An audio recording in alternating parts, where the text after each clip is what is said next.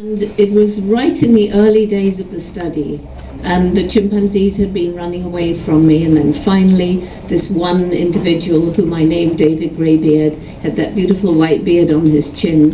For some reason he lost his fear before the others, and eventually he actually let me follow him. And on this particular occasion, it was about a year into the study, I would guess, and I followed him along a trail, and then he turned off the trail. And of course, for chimpanzees with their nice sleek hair, it's very easy for them just to move through the undergrowth. And he just slid through the undergrowth, and then it got thorny vines, and I was crawling on my hands and knees, and I kept getting my hair and my silly clothes caught in these brambles. And I thought, well, I've lost David. But when I finally got through, there was David sitting just as though he was waiting for me. And maybe he was, how do we know? I have no idea. At any rate, I sat down near him, and lying on the ground between us was a ripe red palm nut, and chimpanzees love palm nuts. So I picked it up and held it out to him.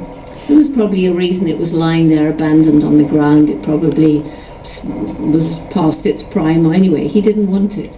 So he turned his face away, and I pushed my hand a bit closer.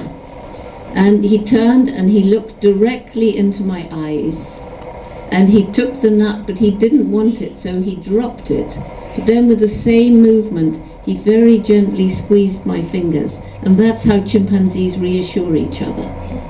So it was an extraordinary communication without words, probably dating back to the time when we hadn't yet invented words. And that communication was perfect. He knew that I was offering him something. He didn't want it, but he let me know that he understood. And it was a very, very extraordinary moment.